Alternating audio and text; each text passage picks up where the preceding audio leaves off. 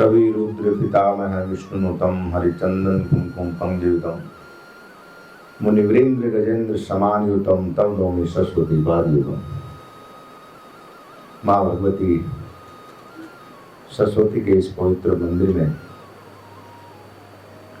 के कॉलेज के इस उड़ान के इस आयोजन में मुझे आमंत्रित करने के लिए इस कॉलेज के डायरेक्टर संस्थापक आदरणीय शर्मा जी, उनकी धर्मपत्नी जी, सभी शिक्षकगण, शिक्षिकाएं और अंग्रेजी में कहावत है नो नॉलेज विदाउट कॉलेज। जो लोग यहाँ उत्तराखंड भर से नॉलेज प्राप्त करने के लिए इस देवभूमि से आए हुए सभी प्यारे बंधुओं, भाइयों बहनों, उड़ान शब्द का अर्थ ही है, तीन प्रकार की उड़ान होती है जीवन में। एक होती है मानसिक, एक होती है कायिक, एक होती है वाचिक। मानसिक यानी मन से, भाव से जब तक हम किसी चीज की प्रतिज्ञा या चेष्टा नहीं करेंगे तो हम अपने जीवन की आगे आने वाली जो मंजिल है उसकी तरफ उड़ान भर नहीं सकते। दूसरा होता है कायिक यानी शरीर के द्वारा। जब तक हम अपनी फिजिकल बॉडी को एक्टिवेट नहीं करेंगे तो किसी भी कर्म को हम कर नहीं सकते। और तीसरा शब्द है वाचिक यानी वाणी यानी सरस्वती। जब तक हम अपने शब्दों के द्वारा किसी भी विषय को लेकर के अगर हम स्पष्ट व्याख्यान अथवा संवाद या आपस में हम डायलॉग नहीं करेंगे तो हम किसी भी परिस्थिति को समझ ही नहीं सकते। सारे संसार की जो सिस्टम है उसको चलाने के लिए तीन ही चीजों की आवश्यकता है। तीन ही देवता हैं, ब्रह्मा विष्णु महेश। तीन ही देवियां हैं, दुर्गा काली सरस्वती। तीन ही सारे संसार का खेल जिस पर रचा है, सतोगुण, रजोगुण और तमोगुण। तो एक विद्यार्थी के जीवन में गुरुकुल की जो परंपरा है उसमें प्रथम गुरु है माँ, सेकंड पिता और तीसरा गुरु जो हमें भौतिक जीवन जीने की कला सिखाता है, जिसको हम अध्यापक अथवा टीचर कहते हैं। चौथा गुरु जिस समाज में हम विद्या अध्ययन करने के बाद जिस भी क्षेत्र में हमारी रुचि है उसके अनुसार अब जब हम किसी कार्य को प्रारंभ करते हैं अथवा सर्विस करते हैं, बिजनेस करते हैं, तो वहाँ जो व्यक्ति हमें गाइडलाइन देता है उसको हम कहते हैं भौतिक गुरु। और पांचवा गुरु है आध्यात्मिक गुरु, जो हमें सारे जीवन की इस वास्तविकता से परिचय कराता है कि ये शरीर हमने क्यों धारण किया। इस पृथ्वी पर 84 लाख योनियां हैं, इसमें लगभग 40 लाख योनियां वनस्पतियों की है। ये जो पेड़ पौधे प्रकृति का जो संरक्षण हम करते हैं वो लगभग 40 लाख है। अंडज, श्वेतज, उद्भव, ये जो अलग अलग 2 लाख ऐसे जीव की योनि है जो 24 से 48 घंटे जिनकी आयु है। इस प्रकार से 16 लाख के करीब ऐसी योनियां हैं जो समुद्र यानी जल में निवास करती हैं। संसार का सबसे सूक्ष्म प्राणी और सबसे बड़ा प्राणी समुद्र में रहता है। ये सारी योनियों के चक्कर को पार करके फिर मनुष्य का शरीर हमें प्राप्त होता है। बाकी सारे जीव अपनी कर्म की गति का प्रारब्ध जो है उसको पूरा करने के लिए आते हैं, लेकिन मनुष्य का जो शरीर है उसमें भी तीन ही चीजें हैं, करनी, कर्म गति और प्रारब्ध। करनी मतलब जिस कार्य को हम कर रहे हैं, कर्म की गति, और प्रारब्ध यानी पूर्व जन्म में जो किए हुए कुछ कर्म है हमारे, उसका जो बैंक बैलेंस है, जो एफडी है, वो उसके साथ आती है। जैसे हम सब लोग यहाँ एकत्रित हुए, ये एक कर्म है। हमने भौतिक आज की जो सुविधाएं हैं, वाद्य यंत्र, ध्वनि के यंत्र, चित्रकला प्रदर्शनी, उसका अध्ययन किया। उसके बाद उसके अनुसार उसकी आगे गति चलेगी। उसके बाद हमारे शरीर में उसका कायिक, मानसिक और वाचिक भाव से प्रवेश होगा तो स्पंदन होगा बॉडी में, और वो चीजें हमें आगे चल के तरंगें पैदा करेंगी। उसके अनुसार हमारे जीवन की गति चलेगी। तो एक विद्यार्थी का जो जीवन है 5 वर्ष की आयु से प्रारंभ होता है और जब वो किशोर अवस्था में आता है, क्योंकि ये कॉलेज है तो केयर शब्द का अर्थ ही इतना रहस्यात्मक है, जितनी उसकी व्याख्या की जाए उतना कम है। तो आदरणीय राजकुमार जी ने एक जो ये शिक्षा का मंदिर का अभियान प्रारंभ किया। मैं तो इस क्षेत्र में पहली बार आया, हरिद्वार में रहते हुए मुझे 20 साल हो गया। रोहाल की मैं सुनता था, पढ़ता था, लेकिन रोहाल की गाँव ये हाईवे से नीचे इधर आने कभी काम ही नहीं पड़ा। तो हमारे तिवारी जी ने कहा कि महाराज ऐसे ऐसे एक प्रोग्राम है, तो मैंने कहा हम साधुओं का कॉलेज में ज़्यादा कोई काम होता नहीं है, लेकिन आज के समय में कॉलेज एक ऐसी जगह है जो हमारे जीवन के निर्माण की जो प्रारंभ वास्तविक जो अवस्था है, शास्त्रों में कहा गया है 14.5 वर्ष की आयु से लेकर के और 21 वर्ष की आयु तक बच्चे और बच्चियों के जो हार्मोन्स हैं वो उस ढंग से डेवलप होते हैं, संसार के सारे कर्मों का ज्ञान उन्हें हो जाता है, प्रैक्टिकल भले अनुभव ना हो, हर विषय का उन्हें नॉलेज हो जाता है।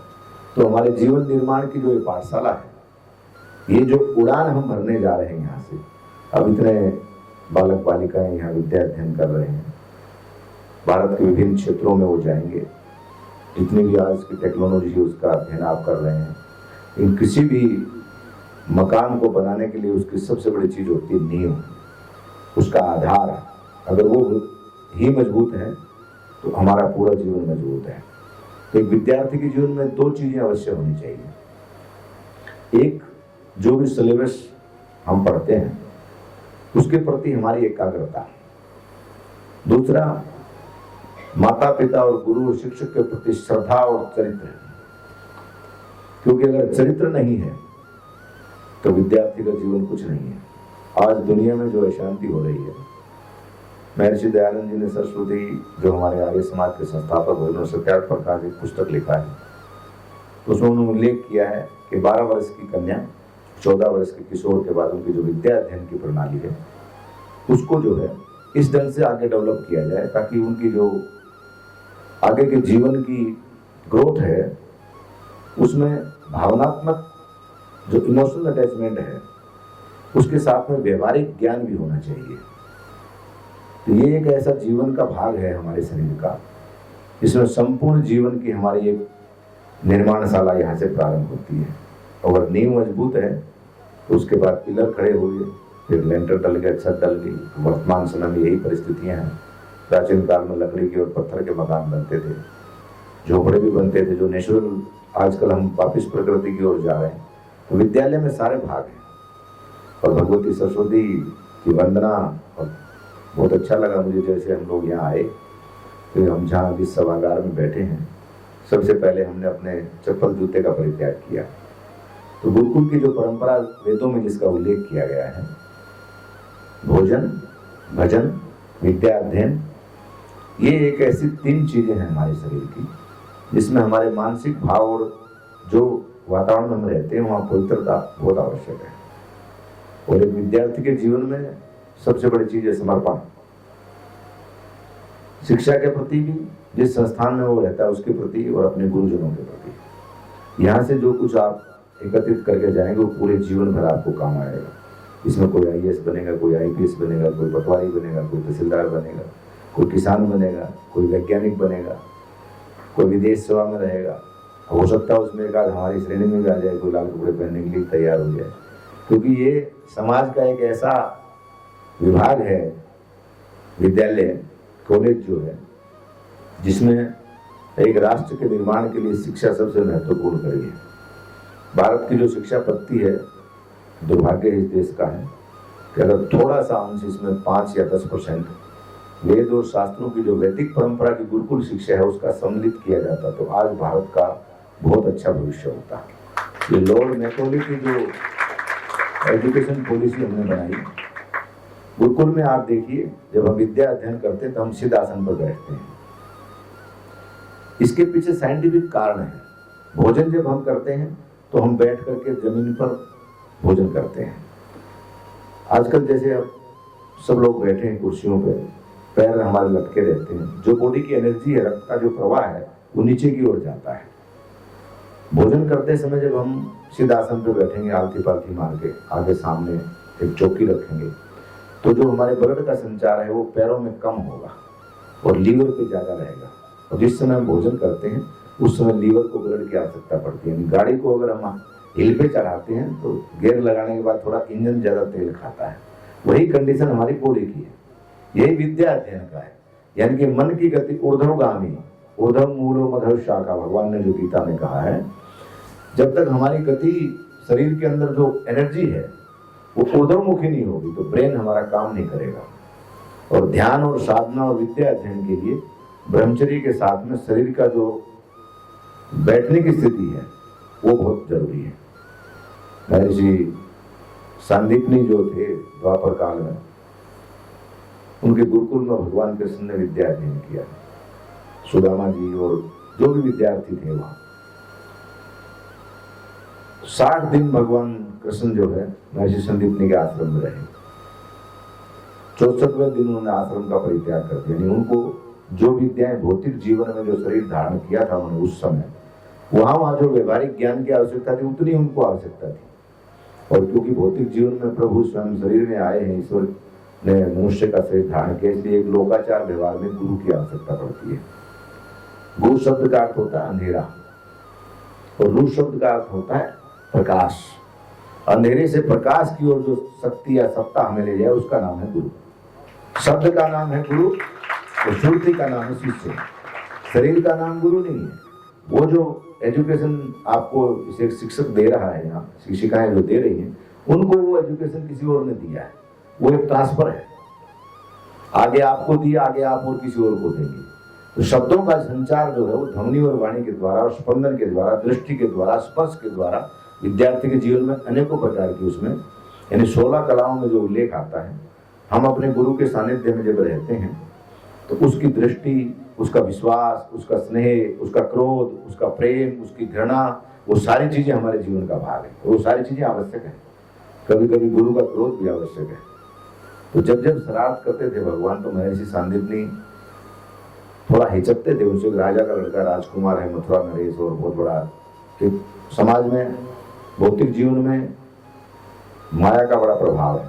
आज भी जो बड़े घरों के बच्चे हैं, जो पैसे वाले हैं, उनका थोड़ा सा जो व्यवहार है समाज में, विद्यालय में रहे, कॉलेज में रहे, एक बच्चा यहाँ साइकिल पे आता है, दूसरा एक मोटरसाइकिल पे आता है, तीसरा लड़का एक जो स्कूल की एक बस है उसमें आता है, और एक लड़का अपने बाप की बड़ी गाड़ी लेकर के आता है। उसकी मेंटेलिटी वैसी रहती है।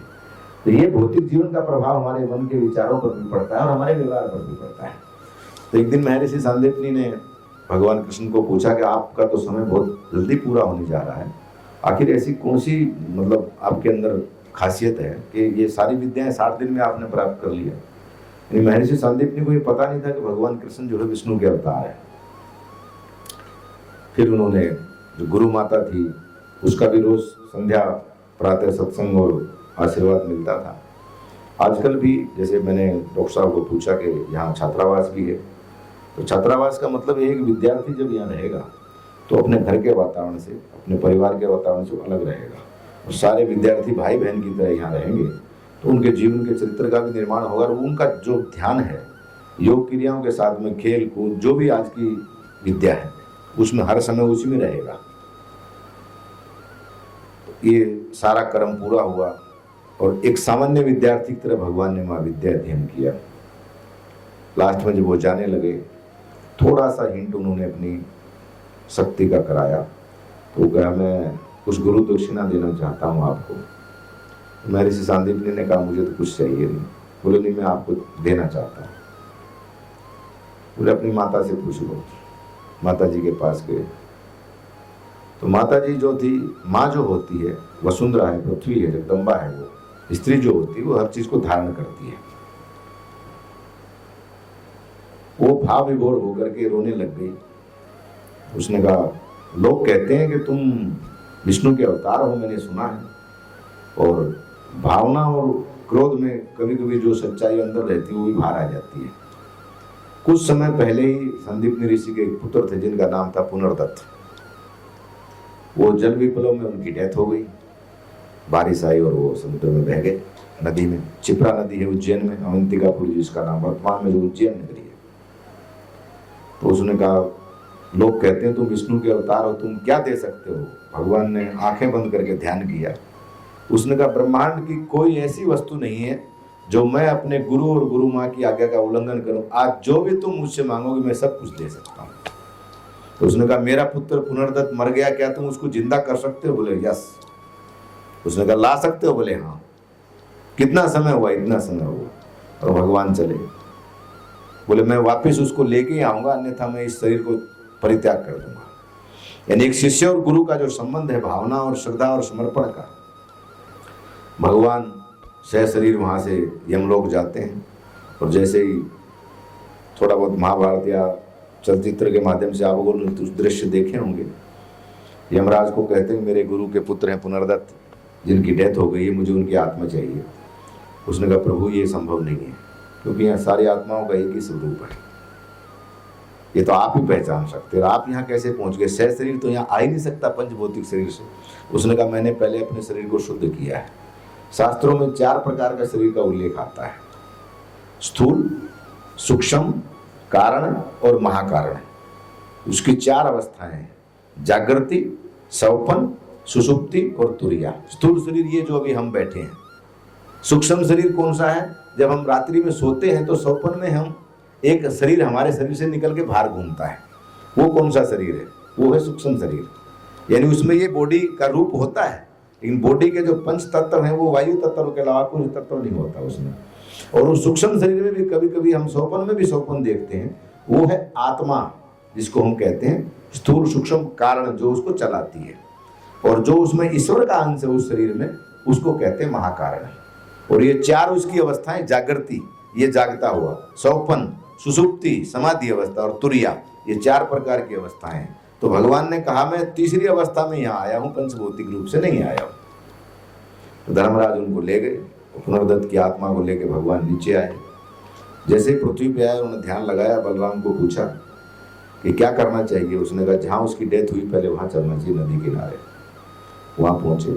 अब वो लड़के की डेथ तो हो गई थी, लेकिन पानी का एक स्वभाव है, समुद्र हो या नदी हो, कोई भी डेड बॉडी को अपने अंदर नहीं रखता, वो किसी भी जीव का। धीरे धीरे धीरे वो बॉडी बहती बहती आगे निकल गई और वहाँ जा करके वो मछुआरे जो थे उन्होंने निकाला, उसको बाहर निकाला। थे किशोर अवस्था के बालक का शरीर है, उसमें कुछ ब्रेन में गर्मी थी, जिसको हम समाधि अवस्था कहते हैं। समाधि की अवस्था में हमारे पंचभौतिक शरीर की सारी क्रियाएं बंद हो जाती है, शरीर में थोड़ी सी एनर्जी रहती है। आज्ञा चक्र जो हमारा है ये इसके अंदर, तो वो क्योंकि प्राचीन काल में हमारे यहाँ आयुर्वेद की एक ऐसी परंपरा रही, विधा रही है, माताएं बहनें गाँव में छोटी छोटी बीमारियों का लोगों को हर जड़ी बूटी का नॉलेज होता है, आज भी है, आज थोड़ा कम हो गया है, लेकिन पहले से था। उन्होंने देसी आयुर्वेदिक जड़ी से उस बच्चे का मालिश और वो करके तो उसके प्राण वापस आ गए, लेकिन वो अपनी स्मृति खत्म हो गई, यादाश्त बिल्कुल खत्म हो गई कि मैं कौन हूँ। उन्होंने उसका पालन पोषण किया, जैसे भगवान ने ध्यान किया वहाँ पहुँच गए। तो उन्होंने उसको पूछा ये कौन है बालक? बोले हमारा बालक तो नहीं है, इसी से नदी में बह करके डेड बॉडी के रूप में आया था और हमने इसका उपचार किया। और हमारे दादाजी जो आयुर्वेद के ज्ञाता है, उन्होंने जड़ी बूटियों से इसकी स्मृति लाने की कोशिश किया, इतनी स्मृति भूल गए हैं। तो जैसा रूप रंग और आयु उन्होंने सांदीपनि ऋषि की धर्मपत्नी ने कहा था भगवान को, वैसा ही था वो शरीर। उसको ले करके वो आते हैं दूर से। जैसे ही वो पुनर्दत्त आता है और स्मृति भगवान, क्योंकि वो तो स्वयं सारी कलाओं से परिपूर्ण थे, उन्होंने यहाँ से जो पीछे का भाग है बुद्धि का जो हमारे शरीर में निवास है, उसको बार बार स्पर्श करके और आज्ञा चक्र को जागृत कर दे तो स्मृति वापस आने लग गई। जैसे जैसे संदीपनि ऋषि की आश्रम की सीमा में पहुँचते हैं, उनकी यादाश्त वापस आती है और पुनर्दत्त पूरी तरह स्वस्थ। जैसे वो माँ के सामने आता तो महर्षि सांदीपनि देख के स्तब्ध है कि मैंने इतने बड़े बड़े लोगों को विद्या अध्ययन कराया, ये संभव ही नहीं है कोई मरा हुआ व्यक्ति दोबारा जिंदा हो जाए। तब तक उनको विश्वास नहीं था कि कृष्ण विष्णु के अवतार है, लेकिन जैसे वो माँ उस लड़के को देखती तो माँ को विश्वास होता है कि नहीं ये वाक्य में भगवान है। माँ का हृदय जो है वो कभी भी किसी चीज़ को गलत नहीं देख रहा, उसके अंदर की आत्मा बता देती मेरा बालक क्या कर रहा है। कोई बच्चा अगर गलत काम करके आता है या सही काम करके आता है, पिता को भले नहीं मालूम पड़े, माँ उसकी बॉडी लैंग्वेज को देख के समझ जाएगी आज इसने कुछ ना कुछ गलत किया, क्योंकि उसके शरीर में उसका 9 महीने का जो वास है, ये जो हमारे यहाँ गर्भाधान संस्कार का उल्लेख आता है पंचांग में, शास्त्रों में, सारी विद्या पहले ऋषि गुरुकुल में पढ़ाते थे। प्रथम मास माँ का जब होता है तो उसको क्या क्या करना चाहिए, द्वितीय मास में क्या क्या करना चाहिए, तृतीय मास में क्या क्या करना चाहिए, ताकि उस बच्चे की ग्रोथ कैसी हो। तो वो गर्भ में जो अभिमन्यु ने ज्ञान प्राप्त किया था वो ऐसे ही किया था, वो सत्य घटना है, सत्य नहीं है। जो बालक माँ के गर्भ में रहता है 3 महीने के बाद उसके अंगों का जब निर्माण शुरू होता है एक एक अंग का, तो वो सारी चीजें उसकी स्मृति में आती हैं। जैसा वो भोजन करती है, जैसा वो बोलती है, जैसा वो करती है, वो सारी चीजें वो सुनता है। वो सारी चीजें उसकी बुद्धि में एक चिप के माध्यम से सेट रहती हैं। हम सब लोगों के अंदर है, पर हमारे ज्ञान के ऊपर क्या है कि डस्ट है अज्ञानता की। जैसे कि एप्पल रखा है, उस पर अज्ञानता की डस्ट है, तो वो उसका स्वरूप नजर नहीं आता। एप्पल तो है वो, पर उसका रंग कैसा पता नहीं चलता। इस प्रकार से अज्ञानता की जो डस्ट है वो पुनर्स्मृतियां हमारी जो है उसको याद नहीं कराने देती है। तो जैसे ही पुनर्दत्त माँ के सामने जाता है, वो भगवती प्रसन्न होती हैं और भगवान को आशीर्वाद देती हैं कि जिस जननी ने तुमको जन्म दिया है और जिस गुरु ने तुमको अध्ययन कराया है वो दोनों धन्य हैं, और मैं तुमको आशीर्वाद देती हूँ कृष्ण, माँ की ममता का जो स्नेह है, जो आशीर्वाद है, जो वात्सल्य है, संपूर्ण जीवन तुम्हारे सिर पर रहेगा। बस यही मेरा आशीर्वाद है। यानी एक गुरु के प्रति एक शिष्य का क्या भाव था, कृष्ण ने इसको साबित किया।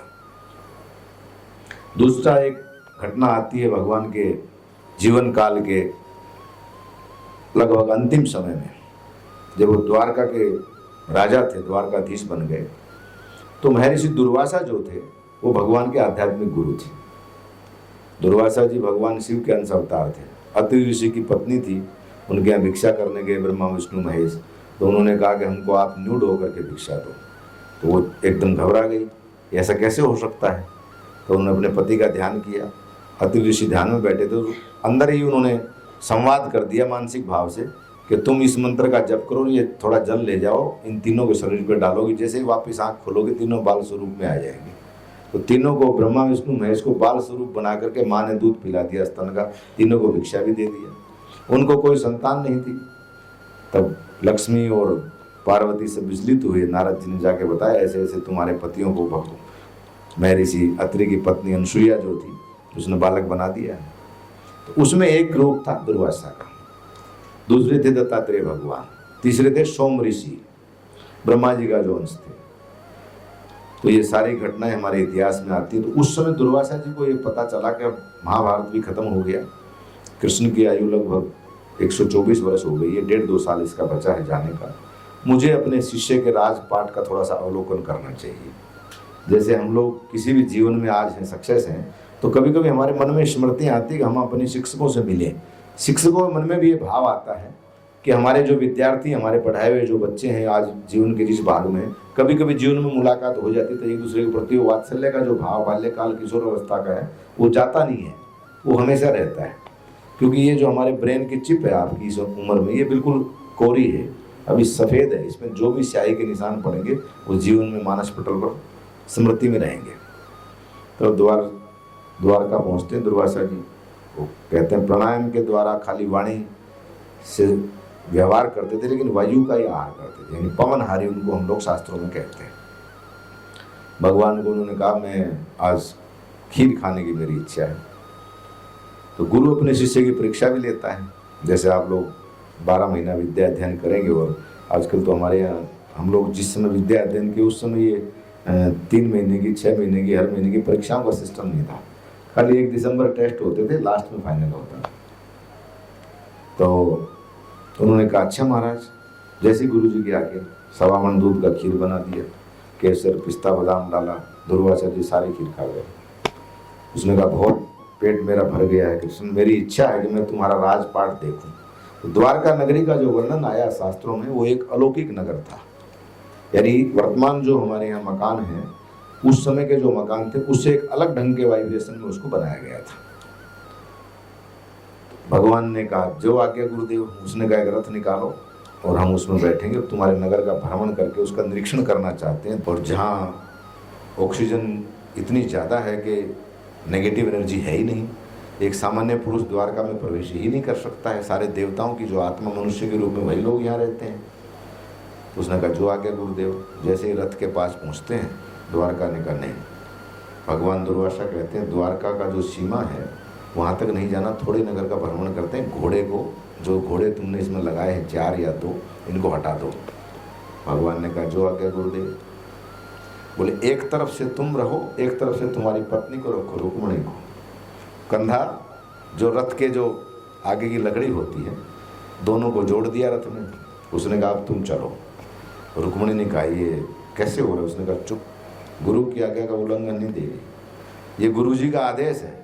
ये दुर्वासा जी साक्षात शंकर हैं, क्रोध हैं, थोड़े क्रोध में आ गए पूरा द्वारका नगरी सहित हमको सबको भस्म कर देंगे, इसलिए जो गुरु जी कह रहे हो करते रहो।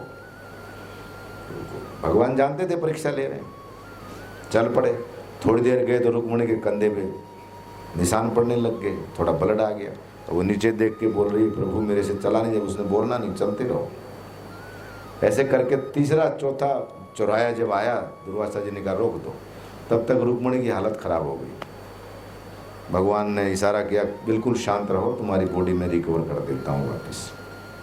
उनको स्पर्श किया और स्वस्थ नीचे उतरे गुरुजी। उसने कहा ये जो तुमने रथ चलाया है इसने मेरा जी खराब कर दिया, मुझे वोमिट होगा। और वो जो 1.25 मन दूध की खीर खाई थी सारी उन्होंने वोमिट कर दिया। कृष्ण को बुलाया, उसने कहा ये जो खीर है ये कपड़े उतारो, राजसी वेशभूषा, एक लंगोटी रखो शरीर पे और ये सारी खीर अपने शरीर पर लगाओ। रुक्मिणी को देख के बड़ी घृणा हुई। जो आसपास लोग थे सब सोच रहे हैं क्या हो रहा है, कृष्ण मुस्कुराते हुए सब करते जा रहे हैं। रुक्मिणी ने कहा ये क्या हो रहा है? उसने गुरु आज्ञा, उल्लंघन नहीं, जो कह रहे हैं वो करते रहो। भगवान ने सारी खीर अपने शरीर पर लपेट दिया। यानी वो जो अंदर से खीर झूठा, जिसको हम हमारे यहाँ जो योग की क्रियाएं आती हैं उसमें जैसे वमन हम करते हैं। और दुर्वासा ने कहा हो गया कृष्ण? बोले हाँ महाराज। बोले शरीर का कोई अंग शेष नहीं रहना चाहिए? बोले नहीं रहा महाराज। 3 बार दुर्वासा जी ने पूछा। बोले कोई शरीर का अंग शेष नहीं रहना चाहिए? बोले नहीं रहा महाराज।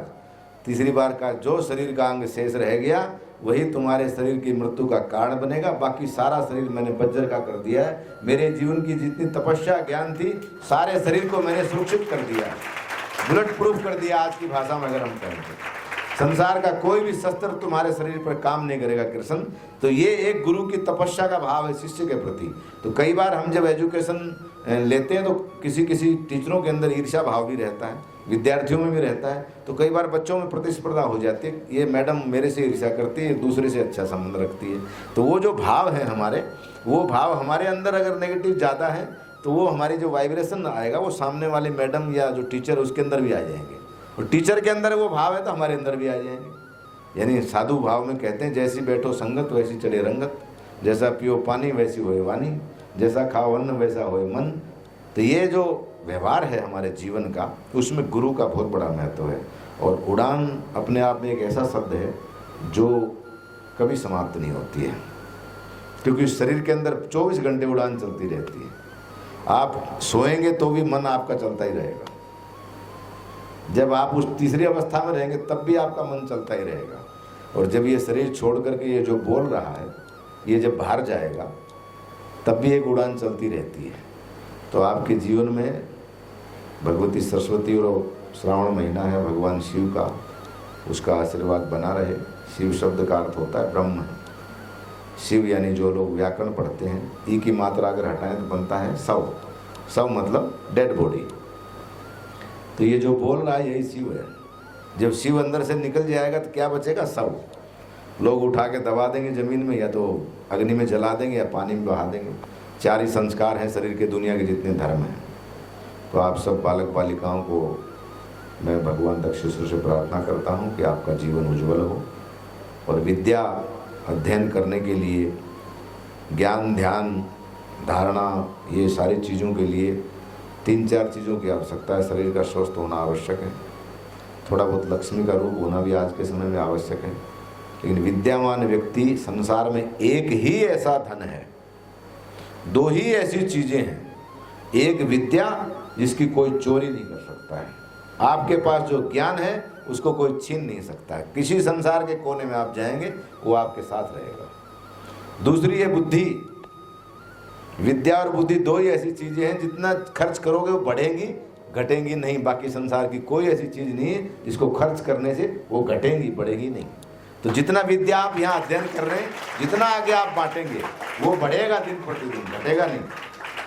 तो ये उड़ान का जो आयोजन डॉक्टर राजकुमार जी के द्वारा, उनकी पूरी टीम के द्वारा आप सब लोगों को मिल करके किया जा रहा है, ये आपके जीवन की जो उड़ान है उसको एक अच्छी मंजिल की ओर ले जाएगी, मुझे ऐसी आशा है। और आप सब लोगों के बीच में आकर के मुझे भी, हम लोग तो जब पढ़ते थे तो नीचे पट्टी पे बैठते थे, आजकल तो स्कूल में कुर्सियाँ आ गई हैं, क्योंकि हम गवर्नमेंट स्कूल में पढ़े, थोड़े दिन कॉलेज भी गए, फिजिक्स केमिस्ट्री सब पढ़े थोड़ा बहुत, लेकिन हमने अपने गुरुकुल में जो समय हमारा थोड़ा बीता, वो हमारे जीवन का सबसे बड़ा विद्या का समय रहा।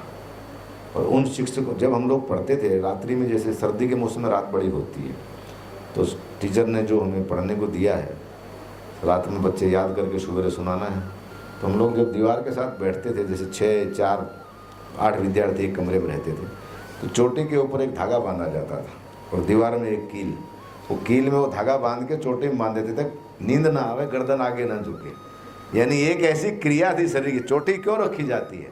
ये हमारे ज्ञान का एक किस्म से अगर हम देखें तो एंटीना है ये। आजकल जो टीवी का सिस्टम बंद हो गया, पहले वो एंटीना लगते थे घरों के ऊपर, दूरदर्शन जो चैनल आता था, तो ये हमारे शरीर का एंटीना है। शिखा जिसको हम कहते हैं, शिखा सूत्र, ये एक ऐसी वैदिक परंपरा की भारतीय जीवन पद्धति है, संपूर्ण विश्व में इसके बराबर कोई संस्कृति नहीं है, कोई धर्म नहीं है। भारत नष्ट क्यों नहीं हुआ? क्योंकि भारत की जो वैदिक परंपरा की एजुकेशन पॉलिसी है, वो ब्रह्मा के द्वारा स्थापित, ब्रह्मा को जो 4 वेद दिए भगवान शिव ने, विद्या कहाँ से प्रारंभ हुई? और ब्रह्मा ने ड्यूटी लगाई सरस्वती की, सरस्वती को उनकी पत्नी माना जाता है, और हर स्कूल में हम जाते हैं, सरस्वती वंदना हम करते हैं। तो ये एक अब कालांतर से जो चला आ रहा है वेद, अभी तक तो नष्ट नहीं हुआ। 200-400 साल मुस्लिम शासकों का या आक्रांताओं का शासन भी रहा, 100-150 साल अंग्रेज भी रहे, तभी हम लोग नष्ट नहीं हुए। अब आज बहुत से लोग चिल्लाते हैं, नेताओं की भाषा रहती है, हिंदू खतरे में, हिंदू। अरे कहाँ से खतरे में? 100 करोड़ हिंदू हैं, सारे देश में जितने मुख्यमंत्री सारे हिंदू हैं। मुसलमान हो या हिंदू, विद्यार्थी का कोई धर्म नहीं है। और विद्या अध्ययन करने वाले के अंदर 2 गुण अवश्य होना चाहिए, गुरु के प्रति समर्पण का भाव, और जिस विद्यालय में वो पढ़ता है उसको मंदिर समझ के वहाँ रहे, तो उसके जीवन में कोई कमी नहीं है। जहाँ हम बैठते हैं, जहाँ हम रहते हैं, जिस कमरे में रहते हैं, मेरी उम्र अभी 54 मेरा चल रहा है, 54 समझो होने वाला है। आज भी मैं जिस सिस्टम में रहता हूँ, तिवारी जी तो देखे हैं, एक छोटे से कमरे में मैं रहता हूँ। मैं अपना टॉयलेट आज भी खुद साफ़ करता हूँ, अपने कपड़े खुद धोता हूँ, कोशिश करता हूँ, मैं 1-2 टाइम कॉफ़ी पीता हूँ। अभी मैं अपने हाथ से कॉफ़ी बना करके पी के बर्तन धो के आया हूँ। इसको मैंने फ़ोन किया कितने बजे आना है, कि 3:15 बजे। तो हमारे जीवन में स्वावलंबन भी होना चाहिए। परमार्थ पुरुषार्थ वही व्यक्ति संसार में जीवित रह सकता है, राष्ट्र की धर्म की सेवा वही कर सकता है जिसके शरीर में स्वयं पुरुषार्थ होगा, जो आलसी नहीं होगा। विद्यार्थी के 5 लक्षण शास्त्रों में कहे, काक चेष्टा बको ध्यानम, कोए जैसी चेष्टा होना, बुगले जैसा ध्यान होना, श्वान यानी कुत्ते जैसी नींद होना। ये जो 5 लक्षण विद्यार्थियों को क्यों कहे गए हैं? ये इसलिए कहे गए कि विद्यार्थी के जीवन में ये सब चीज़ों का बड़ा महत्व है। और आप लोगों का जो अभी आयु है, वो एक ऐसे मोड़ पर है, बॉडी में इस प्रकार के हार्मोन्स चेंज होते हैं, प्रैक्टिकल जीवन के अनुभव नहीं, लेकिन ज्ञान बुद्धि में सारा है। आज की जो जनरेशन सिस्टम है, उसमें क्या हो गया, भोजन का सिस्टम इतना अशुद्ध हो गया है कि बच्चे और बच्चियां जल्दी मैच्योर हो रहे हैं, और ये हमारे समाज के लिए अच्छा नहीं है। इसलिए अच्छा शुद्ध खाओ आप, और कोशिश करो प्रातःकाल ब्रह्म मुहूर्त में उठो। कराग्रे वस्ते लक्ष्मी कर मध्येषु सरस्वती, ये जो हम हाथ यूँ करके करते हैं, क्या करते हैं? हाथ के अगले भाग में लक्ष्मी का निवास है, मध्य में सरस्वती, मूल में ब्रह्मा का निवास है। फिर हम जब पृथ्वी को स्पर्श करते हैं बिस्तर से, तो पहले उसको प्रणाम करेंगे, हे माँ, पूरी रात तुमने इस मेरे पंचभौतिक शरीर को धारण किया, आपका धन्यवाद है। ये सारी चीज़ें विद्यार्थी के जीवन में दैनिक दिनचर्या में है। दातुन करने का भी मंत्र है, आयुर्विद्या यशो बलम, आयु और विद्या और यश को बढ़ाती है वो। स्नान करने का भी एक मंत्र है, नदियों का हम स्मरण करते हैं, भोजन का भी मंत्र है। तो जो विद्या अध्ययन प्राचीन काल में था, उसमें हर चीज में ईश्वर का नाम, मंत्रों की सिद्धि साथ साथ में चलती थी। आध्यात्मिक और भौतिक दोनों विद्याएं चलती थी। अब वर्तमान में तो सत्यानाश हो गया है। लड़के लड़कियों की जो कॉलेज की ज़िंदगी है, अब एक छोटी सी घटना हमारे पड़ोस में बांग्लादेश में हुई है। विद्यार्थियों के साथ जो द्रोह हुआ, वहाँ की जो शासक थी, उसके द्वारा जो एक घटना हुई, जिससे एक यंग ब्लड ने, एक इतिहास की पहली घटना है शायद, कि एक नई जनरेशन के बच्चों ने पूरे देश की सत्ता को बदल दिया है। तो आप लोगों में तो वो क्षमता है यंग ब्लड, आपको राष्ट्र की सेवा करना है, किसी को धर्म की सेवा करना है, तो जिसके अंदर विद्या होगी और चरित्र होगा वही व्यक्ति समाज में इतिहास बनाते हैं। समाज में दो ही व्यक्ति इतिहास बनाते हैं, या तो समाज से बड़े विद्रोही हो जाओ आप, या तो बड़े योद्धा हो जाओ। कायरों का और नपुंसकों का भी इतिहास नहीं बनता। इसलिए अपने जीवन में कायरता कभी मत लाओ, बोल्ड होकर के रहो। जितना भी हमारे शरीर में शक्ति है, जो भी हमारे सामने परेशानी आती है, उसको सहन करने के लिए आत्मबल को मजबूत बनाए रखो। इसलिए भगवान सूर्य का नित्य प्रति ध्यान करो, सूर्य को अर्घ्य दो। सूर्य हमारी आत्मा है, हमारी एनर्जी है बॉडी की। अगर सूर्य कमज़ोर होगा तो शरीर में, जैसे ज्योतिष में उल्लेख आता है, जिस आदमी का सूर्य कमज़ोर है उसकी हड्डियाँ कमज़ोर होंगी। मेरी की सूर्य की महादशा आई, मैं किसी महात्मा को लेकर गया, वहाँ चश्मा वाले के यहाँ, तो वहाँ एक देवी बैठी थी, किशोर अवस्था की कन्या थी। वो जो डॉक्टर है उनकी जो भी रखा होगा, मैंने बोले महाराज आप भी चेक करा लो। नहीं, मैंने कहा मेरा तो ठीक। बोले नहीं चेक कराओ। मैंने आई साइड चेक कराई तो आंखों की रोशनी में थोड़ा सा फर्क। जब मैं वो गया 3 दिन मेरे दिमाग में घूमता रहा, ये हो ही नहीं सकता है, क्योंकि मैं तो इतना सही में जीवन जीता हूँ। एक टाइम भोजन करता हूँ, दिन भर में कुछ खाता नहीं हूँ, खाली मट्ठा पीता हूँ या दूध पीता हूँ। संध्या में एक समय भोजन लेता हूँ, बहुत नींद कम लेता हूँ। तो जब ज्योतिष में पढ़ा तो मैंने ज्योतिष में जब अपनी कुंडली देखा तो मैंने देखा सूर्य मेरी वर्तमान में दशा में कमज़ोर है, इसलिए हड्डी और आँखों का मालिक सूर्य है। यानी हमारे शरीर का जो भाग है, 2 शब्द कह के मैं अपनी वाणी को विराम दूंगा। ये जो हमारा शरीर है, ये माँ के रज और पिता की धातु से बनता है। इसका जो बायां हिस्सा है वो माँ का है। हार्ट कहाँ होता है? बाएं भाग में। चंद्रमा जिसको हम ज्योतिष में कहते हैं, सूर्य है दायां हिस्सा। यानी प्रत्येक शरीर में अर्धनारीश्वर रूप है, भगवान शिव ने अर्धनारीश्वर दिखाया है। तो जो जो तत्व हमारी बॉडी में कमजोर होगा उसका इफेक्ट होगा। उसको ऋषियों ने शोध करके ग्रहों से जोड़ दिया है। नेगेटिव एनर्जी कहाँ से पैदा होगी बॉडी में वो भी उन्होंने बताया है, पॉजिटिव कहाँ से आएगा, जिसे ये ग्रहों का वर्णन किया है। बृहस्पति है, सूर्य है, शनि, ये एक प्लेनेट है। जैसे वर्तमान में सूर्य का प्लेनेट चल रहा है कर्क राशि में। कर्क का मतलब होता है चंद्रमा, यानी जल का तत्व। अभी बरसात ऋतु चल रही है। जब वो सूर्य अपनी राशि में आएगा थोड़ी सी उष्मा बढ़ेगी, भादों के महीने में उमस होती है। और सूर्य जब कन्यागत है, कन्या राशि में जाएगा, कनागत श्राद्ध का महीना आता है। तो अभी सूर्य की जो अवस्था है वो कमज़ोर है, इसलिए हमारा डाइजेशन सिस्टम कमज़ोर है। इसलिए एक ग्रामीण कहावत है, सर्दी में सूर्य बाल्यकाल में रहता है तो सबको अच्छा लगता है। हर आदमी सूर्य की रोशनी में बैठना चाहता है। और जब ग्रीष्म अवस्था आती है, सूर्य मेष राशि में आता है, सूर्य जवान रहता है, तो हर आदमी उससे दूर हटने की कोशिश करता है। और चतुर्मास में सूर्य वृद्धावस्था में रहता है, कमज़ोर। इसलिए इस समय का भोजन मौसम के आधार पर ऋषियों ने भोजन निर्धारण किया विद्यार्थी का। मौसम के आधार से वस्त्र धारण करिए, मौसम के आधार से आप शरीर की क्रियाएं करिए। परिवर्तन सृष्टि का नियम है, नित्य नूतन परिवर्तन चलता रहता है। तो उसी आधार पर अगर विद्या में सारी चीज़ें हमें पढ़ाई जाएंगी तो हमारे जीवन का कोई भाग शेष नहीं रहेगा जिसकी नॉलेज हमें नहीं हो। क्योंकि यही उम्र के 5, 7, 10 साल हैं, इसी में आपको जो कुछ बनना है। और फिर जब एक शादी होगी, एक चुन्नू मुन्नू हो जाएगा, टी टाँ करते रहोगे, कुछ होने जाने वाला नहीं है। फिर घिसते रहो, चप्पल इधर मोटरसाइकिल ले गए, पिताजी की कमाई है, माता जी की कमाई है। आधे बच्चे आज पूरे भारत में 80% ब्लड जो यंग है वो रोड पे घूम रहा है। अभी कुछ दिन पहले देखा कांवड़ का मेला। हम अपनी जवानी को, अपने हिंदू धर्म की संस्कृति को कहाँ ले जा रहे हैं? इतनी उद्दंडता, इतना अशिष्ट व्यवहार, मतलब धर्मांधता, इसमें ज़्यादा कमी योगी जी की है। 3-4 साल से जो खुला कर दिया है, इतने बड़े डेक चलाओ बच्चों को, लाल चड्डा पहनो, जिसको देखो वही महादेव का भगत हो रहा है, ये धर्मांधता है। ये हमारे यंग ब्लड को गलत रास्ते पर ले जा रही है। धर्म कभी भी अधर्म की शिक्षा नहीं देता है, धर्म हमेशा अनुशासन सिखाता है। धर्म शब्द का अर्थ है धारण करना। जैसे माँ ने हमें गर्भ में धारण किया, इस कुर्सी ने मुझे धारण किया, इसका धर्म है धारण करना। इस पर कोई भी चीज़ रखो धारण करेगी उसको।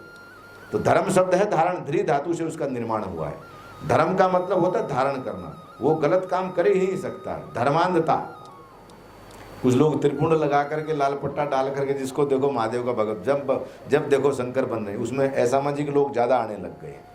तो जहाँ भी जिस क्षेत्र में अभी आप लोग उत्तराखंड के ही हैं, लगभग हो सकता है दूसरे राज्यों से भी कुछ बच्चे होंगे, जहाँ भी गांव में, नगर में, जिस भी जहाँ रहते हैं, अपने जीवन को अगर हम स्वच्छ रखेंगे, पर्यावरण के प्रति हम सचेत रहेंगे। 5 तत्व से प्रकृति का निर्माण हुआ है, अग्नि, जल, पृथ्वी, वायु और आकाश। हमने अग्नि को अशुद्ध कर दिया है, जल को हमने अशुद्ध कर दिया है, वायु को हमने प्रदूषित कर दिया है, पृथ्वी को हमने पूरा भ्रष्ट कर दिया है। एक तत्व बचा, आकाश थोड़ा शेष है। तो हमारे शरीर में भी वही है। 5 तत्व से ये शरीर बनता है। जब ये छूटता है तो हर तत्व अपने अपने विलीन हो जाता है। इसलिए हम जिस क्षेत्र में रहते हैं वहाँ हर तत्व का हम उसको जीव मान करके, अपना गुरु मान करके उसकी सेवा करें। हर जीव में, नदी के अंदर जीवन है। शास्त्र कहता है 60 वर्ष ज़्यादा नदी का जो तट है, नदी की जो सीमा है, उसकी जो जमीन है, अगर अतिक्रमण करके मकान बन गए या लोगों ने उसको, मनुष्य ने उसको उस विधि के अनुसार नहीं रखा तो वो वापस अपनी जमीन को खींच लेती है। अभी वायनाड में घटना हुई केरला में, देखो आप, वहाँ नदी बहती थी। 2 नदियों का एक समूह था जो 6 महीना पानी 4 महीना चलता था, बाकी टाइम सूखा रहता था। लोगों ने पाट के इंजीनियर नक्शा बना दिया, विकास प्राधिकरण वालों ने पैसा खा लिए, हमने आपने सबने जाके पिलर खड़े करके अतिक्रमण कर मकान बना दिए। और वो तीसरा चरण आया और सुपड़ा साफ। प्रकृति के नियम के अनुसार हम जीवन जिए, प्रकृति के नियम के अनुसार हम भोजन करें, उसी के अनुसार वस्त्र धारण करें, उसी के अनुसार विद्या अध्ययन करें। इसलिए आपके जीवन की जो निर्माण की ये निर्माणशाला है, आयुध है, मतलब ये फैक्ट्री है। एजुकेशन जो है इसमें जो डेवलप होगा फिर वो डब्बे में बंद करके बाहर जाएगा। तो अपने डब्बे को इतना पवित्र करके यहाँ से बाहर निकलो कि जहाँ भी तुम जाओगे वहाँ अनेकों डब्बे तुम बनाओगे। ये जीवन एक नगर पालिका का डब्बा है। शरीर कहीं से भी हाथ लगाओगे, यहाँ से लेके यहाँ तक सब जगह मैल ही मैल है।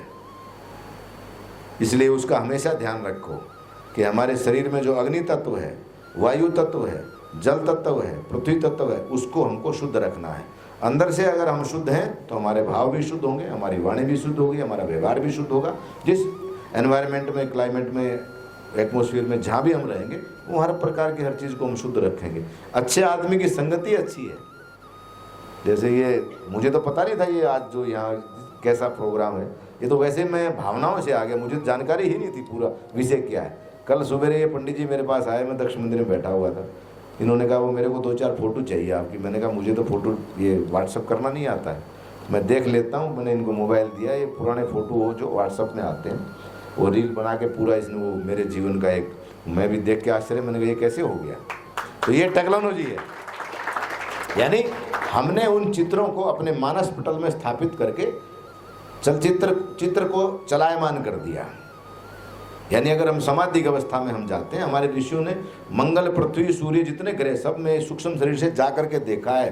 पंचांग में लिखा है सूर्य पृथ्वी से कितना किलोमीटर दूर है, चंद्रमा कितने किलोमीटर दूर है, मंगल कितना है, आज उसको नाप लो 1 इंच का फर्क नहीं है। अभी मंगल पे जाके आया भारत, चंद्रमा पे भारत जाके आया, अमेरिका, चाइना जो भी लोग गए वो, और ऋषियों की टेक्नोलॉजी कितनी हाई थी।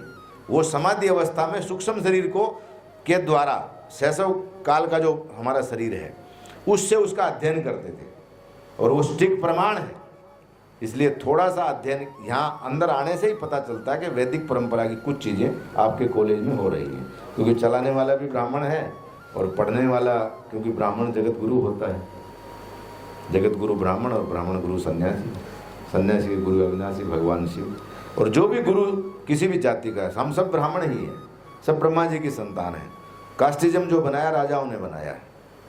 हम लोग साधु, हम जातिवाद को नहीं मानते हैं। हमारे अखाड़े में 24 स्टेट के साधु हैं, बंगाल के लड़के भी हैं, तमिलनाडु के भी हैं, कर्नाटक के भी हैं, कश्मीर के भी हैं। सबके साथ एक जैसा भोजन, एक जैसा व्यवहार, भाषा का फ़र्क है, ब्लड का फ़र्क है, लेकिन जब हम साथ में रहते हैं तो सारे भेद खत्म हो जाते हैं। तो आप सब लोग जब यहाँ साथ में रहते हो तो उसमें ये भेद नहीं होना चाहिए। एक गुरु के लिए सारे विद्यार्थी समान हैं, इसी प्रकार से माँ के लिए सारे पुत्र समान हैं। तो ये आपका घर है, माँ का घर है, ये विद्यालय आपका गुरु माँ और अपने गुरु का ये घर है। यहाँ से जो भी आप करके जाएंगे जीवन में, जिस भी क्षेत्र में रहेंगे वहाँ आपको सफलताएं मिलेगी। भगवान शिव और भगवती सरस्वती का आपको आशीर्वाद मिलेगा। मेरे शब्दों के पुष्पों को मैंने आपके हृदय के उस कमल में स्थापित करने की चेष्टा की। कुछ शब्द ऐसे हो सकते हैं जो आपके समझ में नहीं आए हों, या हो सकता है वो शब्द मुझे नहीं कहने चाहिए। जितना अच्छा है उसमें से ग्रहण कर लेना, जो बाकी है मुझे रिटर्न कर देना। इन्हीं शब्दों के साथ पुनः एक बार राजकुमार जी का, उनकी धर्मपत्नी जी का, सभी जो शिक्षक शिक्षिकाएँ हैं और विद्यार्थी भाई बहन हैं, सबका बहुत बहुत आभार। आपके जीवन में भगवती सरस्वती एक नई ऊंचाइयों के लिए एक ऐसी उड़ान आप भरें जीवन में कि लोग देखें, वाह क्या मोर उड़ रहा है, कितना अच्छा लगता है, पक्षी उड़ते हुए कितने अच्छे लगते हैं। छोटे बच्चे जब हम थे हवाई जहाज जाते थे, कभी हम भी इसमें बैठेंगे, कैसे उड़ता है ये। यानी वो मानव ने एक ऐसा पक्षी बनाया। तो हमारे जीवन की जो मन की उड़ानें हैं, भौतिक जीवन की, वो सारी उड़ानें आपकी परिपूर्ण हों। इन्हीं शब्दों के साथ पुनः एक बार आप सब लोगों का बहुत बहुत साधुवाद, धन्यवाद। मान और परमात्मा की असीम अनुकंपा ही है जो आप जैसे विद्वान, वाणी निपुण, आपके कंठ में साक्षात मां सरस्वती विद्यमान है और आपने जिस साधना और तपस्या के साथ अपने जीवन में ये जो ज्ञान, ये जो आपने आध्यात्मिकता अर्जित की है, आज हम सभी के साथ साझा करना आपने स्वीकारा। ये परमपिता परमेश्वर की हम पर अनन्य अनुकंपा ही है। और मैं आपको बता दूं कि परमात्मा कहीं कुछ अच्छा भाव रखते हैं, कहीं कुछ अच्छी चीजें, कहीं कोई एक छोटी सी हमारे पूर्वजों ने, हमारे प्रारब्ध ने जो इकट्ठा किया होता है, तब कहीं ऐसा होता है कि मैं आश्चर्य कर रहा था कि महाराज श्री ने जब यहाँ बोला ना, तो उन्होंने सांदीपनी ऋषि से लेकर अत्रि अनुसुईया की कथा से लेकर के और भगवान कृष्ण के पूरे जीवनचर्या से लेकर के और आपके आज के वर्तमान समय में जो आपके अति आवश्यक व्यवस्थाएं हैं, उन तक सारे विषयों को इतने कम समय में कैसे संग्रहित कर लिया, कैसे उन्होंने हर चीज को टच किया, कैसे आपको एक एक चीज बताई, ये आसान नहीं है। मैं सच बताऊं आपको, आदमी का पूरा जीवन निकल जाता है तो इतनी सारी चीजों के विषय में उसे ज्ञात नहीं हो पाता है। आपके बड़ों ने कुछ अच्छे कर्म किए हैं, भगवान ने आपके अंदर शरीर में कुछ अच्छी आत्माएं दी हैं, जो ऐसे आध्यात्मिक शिखर पुरुष ने यहाँ आना स्वीकारा, उनके चरण कमल यहाँ तक आए। और आज हमारा बहुत बड़ा सौभाग्य है कि उन्होंने अपनी इस माँ सरस्वती की वाणी से हम सबको अनुग्रहित किया। मैं आपका जितना भी आभार प्रकट करूं कम होगा। और हमारा ये विशेष अनुरोध रहेगा महाराज श्री कि हम एक बार और आपको आमंत्रित करें, आपको इस विषय में जानने, समझने और जीवन के इस रास्ते पर चलने के लिए। ये बच्चे कभी वैकुंठ की बात करें, ये बच्चे कभी पूछें कि भगवान है, ये प्रश्न बहुत मूलभूत प्रश्न है। और सामान्यतः कई बार बच्चे इस भौतिक युग के अंदर अपने पूरे दिनचर्याओं के अंदर अपने माता पिता से, अपने गुरुओं से ये प्रश्न कर नहीं पाते। ये हमारा सौभाग्य है कि केयर कॉलेज में एक ऐसा समय आता है कि जहां पर आप जैसे जो शिखर पुरुष है, आप अखाड़ा परिषद के अध्यक्ष हैं, आप विश्व भर के अंदर हिंदुत्व की व्यवस्थाओं के, देखिए कितने स्पष्टवादिता के साथ उन्होंने कहा कि कौन सी चीज पाखंड है। आपने देखिए ना किस तरह से, कितने बलिष्ठ होकर उन्होंने ये बात कही कि धर्मांधता है कि आप आए और कावड़ के नाम पर यहाँ पर आप जिस तरह की हरकतें कर रहे हैं, ये कोई अच्छी चीज नहीं है। ये बात कहने के लिए आत्मिक पवित्रता का कितना ज्यादा संबल होना चाहिए, ये आपकी महान विभूति से पता चलता है। हमारे लिए बड़ा सौभाग्य है गुरुजी, और हमारे लिए वास्तव में आज गौरव का पल है कि आज सचिन जी की वजह से आज आपके चरण कमल यहाँ तक आए। हम सबका बहुत आपका इस बात के लिए आभार है, प्रकट करते हैं, धन्यवाद। हमारा पूरे केयर कॉलेज की ओर से मैं चाहूंगा एक बार जोरदार तालियां आ जाएंगे गुरु जी के लिए। बहुत बहुत आभार, धन्यवाद, शुक्रिया।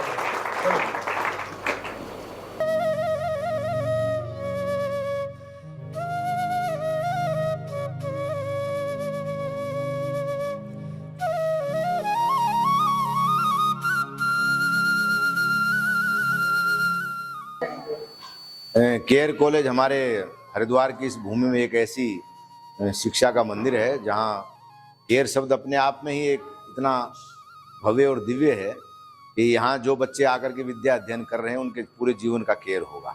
और इसके संचालन मंडल के जो हमारे यहाँ डायरेक्टर साहब अध्यक्ष जी हैं, राजकुमार शर्मा जी और उनकी धर्मपत्नी और सारी जो टीम है, मुझे आकर के बहुत अच्छा लगा। जो विद्या अध्ययन करने बच्चे यहाँ आए हैं और अपने आप में एक ऐसा वातावरण है, यहाँ चारों तरफ जंगल हैं, खेत हैं, ग्रामीण वातावरण में, यानी जो हमारी वैदिक परंपरा के एजुकेशन सिस्टम था, गुरुकुल परंपरा, उसके आधार पर इसका निर्माण हुआ है। और मुझे आशा है कि उड़ान के इस आयोजन में मुझे आपने आमंत्रित किया, उसके माध्यम से मुझे भी कुछ सीखने को मिलेगा इससे। और ये अपने आप में एक ऐसी, क्योंकि हरिद्वार देवभूमि है और यहाँ विद्या अध्ययन करने पूरे भारतवर्ष के बच्चे इस कॉलेज में पढ़ रहे हैं। और जीवन का जो प्रारंभ काल है, उसके बाद जो किशोर अवस्था की जो स्थिति है, वो कॉलेज से ही निर्माण होता है। तो सभी बच्चों के लिए बहुत बहुत शुभकामना, और जो भी श्रोता इस भाव को देखेंगे उनके लिए भी खूब मंगल कामना।